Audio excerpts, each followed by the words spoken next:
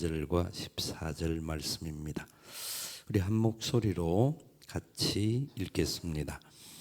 그러나 진리의 성령이 오시면 그가 너희를 모든 진리 가운데로 인도하시리니 그가 스스로 말하지 않고 오직 들은 것을 말하며 장래일을 너희에게 알리시리라. 그가 내 영광을 나타내리니 내 것을 가지고 너희에게 알리시겠음이라. 아멘. 말씀을 생각하기 전에 사진을 잠시 한번 보실까요? 오늘 이스라엘 베들레헴에 있는 강태윤 선교사님이 보내온 사진인데 두 개를 같이 보일 수 있나요? 이게 지금 폭격되는 상황이에요. 북쪽 레바논 남쪽에서부터 폭격을 하고 밑에 또 이스라엘은 또 레바논을 향하여서 폭격하는, 그래서 거의 100발 이상이 한 번에 왔다 갔다 하는, 매일 그런 현상이 일어나고 있는 상황입니다. 그래서 그 나라 도시들마다 어쩌면 전체적으로 폭격을 받는 이런 안타까운 현실을 놓고 기도를 요청해 왔습니다. 그리고 지금 여기가 이제 위에 레바논이고 밑에가 이스라엘이고 옆에 건너서 이란이 있습니다. 오른쪽으로 나가면 이란이 있는데, 이란과 이스라엘의 전쟁의 상황이 지금 일촉즉발해 있다 하는 상황들을 이야기합니다. 그러는 상황 속에서 앞으로 어떻게 될지 그 누구도 참 말하기도 쉽지도 않고 상상하기도 어렵고, 어쩌면 그 구약 성경에서 말하는, 그리고 계시록에서 말하는 모든 것들이 합해 떨어지면 아마겟돈 전쟁이 일어난다고 하는 내용이 나오는데, 그런 역사가 우리 시대 속에 혹시라도 일어나지 않을까 하는 안타까운 마음들이 듭니다.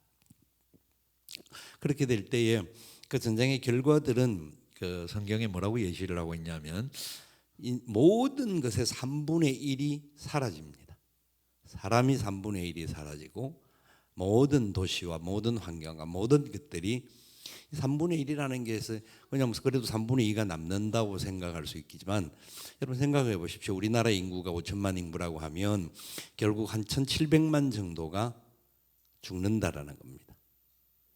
끔찍한 일이죠. 170만이 죽어도 이거는 너무너무 끔찍한 일인데, 이게 이제 마지막 시대에 되어질 상황인데, 지금 그 기미가 일어날 가장 증거가 되는 곳이 중동 땅입니다.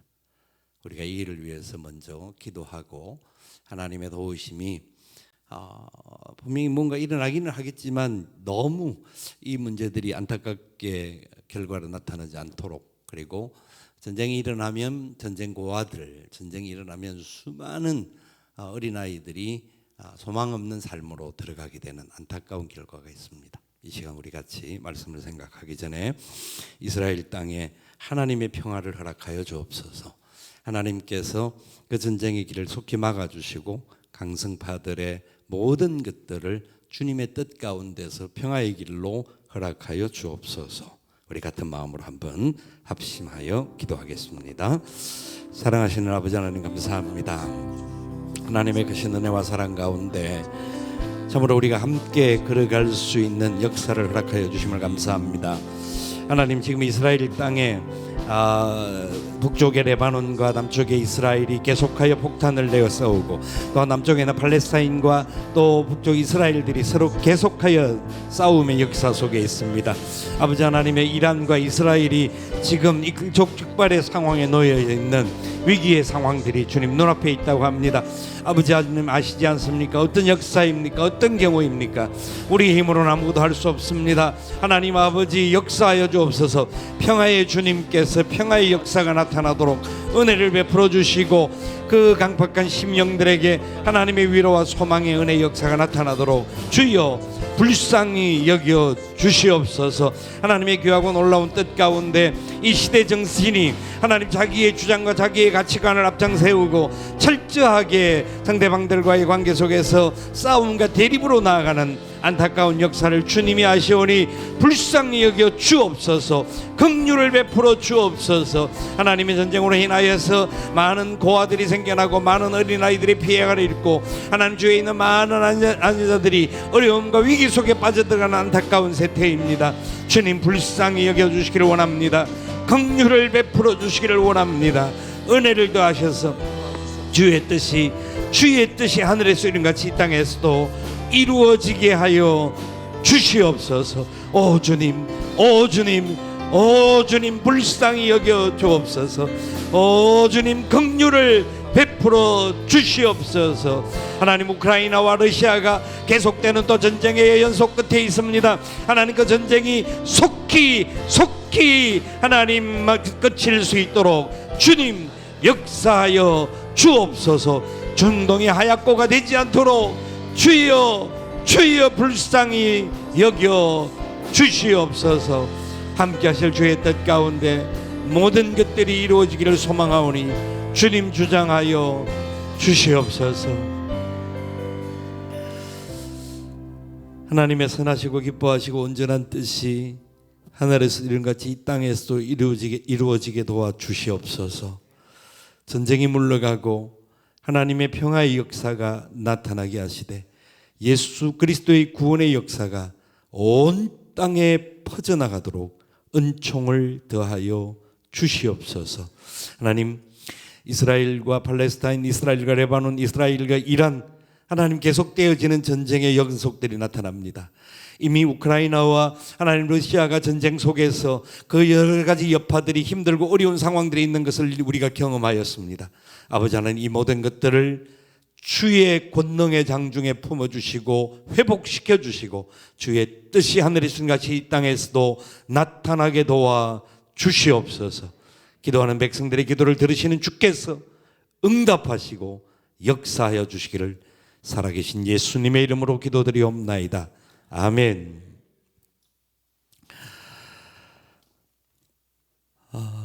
전쟁은 이유가 다 있습니다. 어쨌든지 간에 자기들 나라의 국가적인 이익과 어떤 이유든지 명분을 갖습니다. 그러나 결과적으로 보면 전쟁 끝에 남는 것 같지만, 전쟁 끝에 승리한 것 같지만 모두가 고통으로 간다라는 것이 역사가 가르쳐주는 일이었고 현실에서 일어났던 그런 상황들입니다. 전쟁이 일어나는 요소들을 잘 살펴보시면 강한 지도자들이 무언가를 더 나타내려고 하는 역사 속에서 이루어지는 결과입니다. 지금 이스라엘의 수상이 가장 강한 강성파 중에 강성파입니다. 반대편으로 뭐 다른 데도 마찬가지입니다만은 러시아도 아주 진짜 가장 강한, 어쩌면 이 지구상에서 그렇게 오랫동안 통치를 하면서도 그런 역사를 이끌어가는 푸틴이라고 하는 사람이 누군가가 대신할 사람이 있을까 싶을 정도로 강한 사람입니다. 그들이 그 힘을 가지고 여러 가지 상황들을 일으키는 것을 봅니다. 뭐 여러 가지 이유는 있겠죠. 그런 모습들을 보면서 오늘 이 제3이 본문의 말씀 13절의 말씀을 보면서 제가 와 싶은 것이 있었습니다. 진리의 성령이 오시면, 진리의 성령이 오시면 이렇게 쭉 말씀하면서 그분이 하실 사역을 이야기합니다. 그가 너희를 모든 진리 가운데로 인도하시리니. 네, 그렇죠. 모든 진리 가운데로 인도하시리니. 그런데요, 그 다음 구절을 한번 보실까요?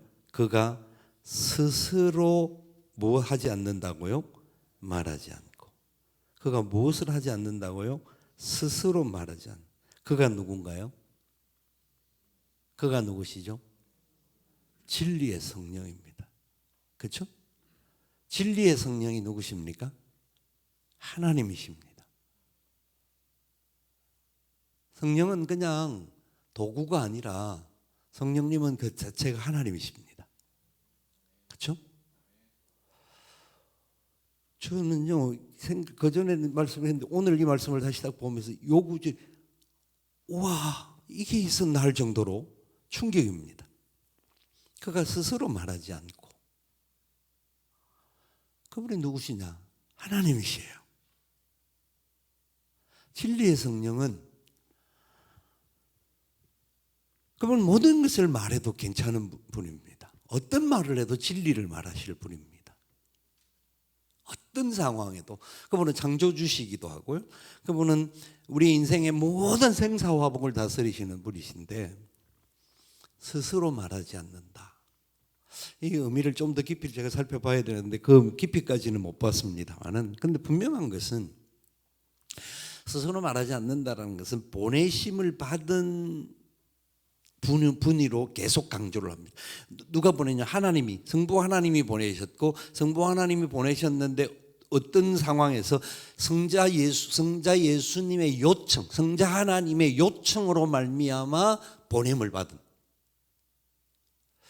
여러분, 그럼에도 불구하고 이분은 누구라고요? 하나님이십니다. 스스로 하실 수 있는 분이에요. 스스로 한다고 해서 누구도, 그리고 스스로 하실 때 이분이 뭔가 조금도 잘못하지 않을 뿐입니다. 아니, 조금 잘못이라는 말을 쓸 수가 없는 분입니다. 그런데 스스로 말하지 않는다. 여러분, 한번 좀 묵상을 해볼까요? 깊이 한번 우리가 생각을 해볼까요?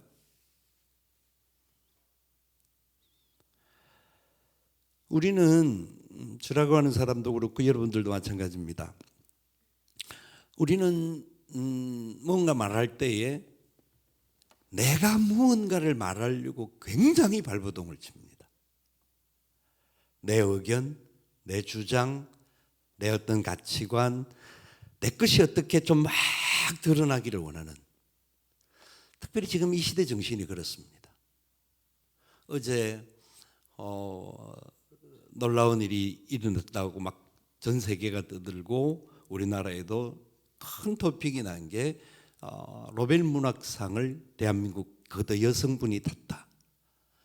말이 안 되는, 너무너무 축복스럽고 막 이런 축제의 역사가 나타나는 상황인데 다 이것을 좋아하느냐? 아닙니다. 한쪽에서는 아주 맹렬하게 비판하고 정죄하고 공격하는 사람들이 있습니다. 어떤 부분을 놓고 좀 객관적으로 봐줄 수 있는 가치를 갖지 못하고 전부 자기 눈을 가지고 자기 색깔로서 모든 것을 정죄하려고 하는 부분이 너무 강합니다. 이게 이 시대의 정신입니다. 세상에 전쟁이 일어나는 이유가 별거 아니고 바로 이 가치에서부터 출발하는 겁니다. 자기 눈으로 볼 때는 다 문제가 됩니다. 여러분, 우리를 딱 한 사람을 앞에 놓고 어떤 경우든지 그 사람에 대해서 이야기를 하기 시작을 하면 긍정도 나오지만 부정적인 이야기도 끝없이 나올 수 있습니다. 그런데 본인의 입장에서 여겨진다고 하면 그 모든 것들이 얼마나 힘든 상황이 되겠습니까? 저는 오늘 이 말씀 속에서 우리 오늘 밤에 긴 이야기를 드리고 싶지 않습니다. 성령 하나님께서도 스스로 말하지 않고 오직 들은 것을, 하나님께서 말씀해 주시는 그것, 예수님께서 요청하시는 그것, 그리고 마지막에 어떤 일이 일어날 것인가에 대한 그것을 말씀하신다라는 겁니다. 여러분, 이 말씀이 이해가 되십니까? 깨달아지십니까? 내가 말로 내뱉은 것들이 돌아오지 않는 거고요. 어떤 경우에서든지 그 말들이 수많은 사람들에게 상처를 주고 고통을 줄 수 있습니다. 근데 우리는 뒤끝이 없다라고 그러고 나서 말을 하고 끝납니다. 근데 우리 하나님의 사람이에요. 우리 안에 성령님이 계시잖아요. 아멘? 성령님이 계시잖아요. 그러면 내가 말하기 전에, 내가 무언가를 내 주장과 사상을 펼쳐나가기 전에 성령님은 이것을 어떻게 말씀하고 계실까? 질문을 해야 되지 않을까요?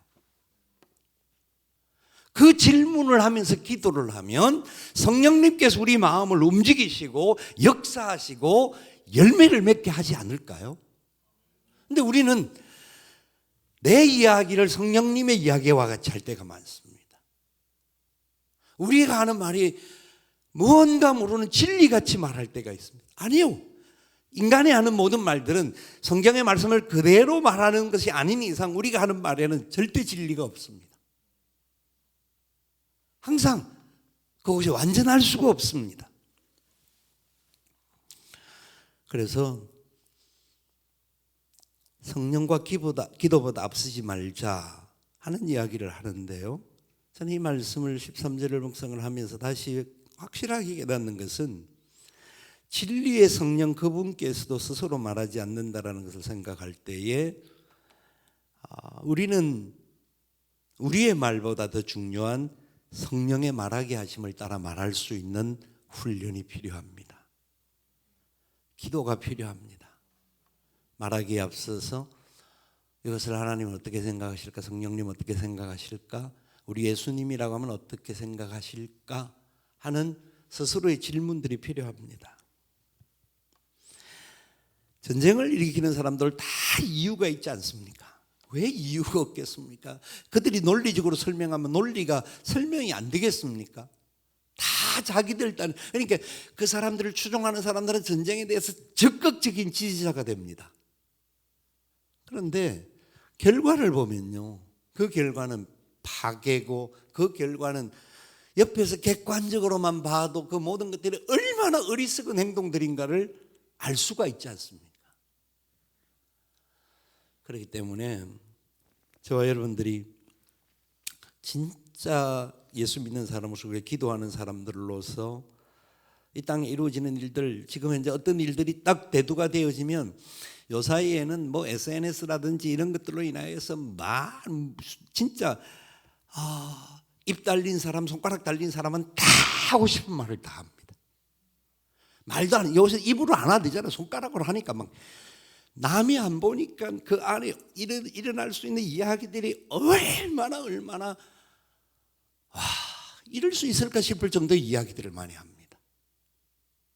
여러분, 다른 사람은 뭐 어쨌든지 우리는 알지는 못하지만 저와 여러분은 하나님의 사람, 성령의 사람들입니다.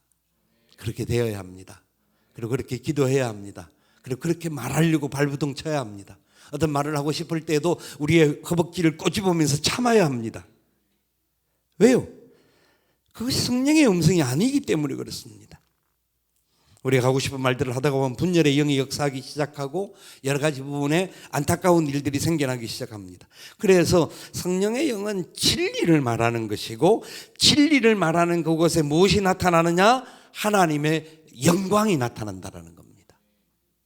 그러니까 진리가 아니면 우리는 가능하면 말을 하지 말아야 하고, 하나님의 영광이 아니면 우리는 그 길을 가지 말아야 합니다.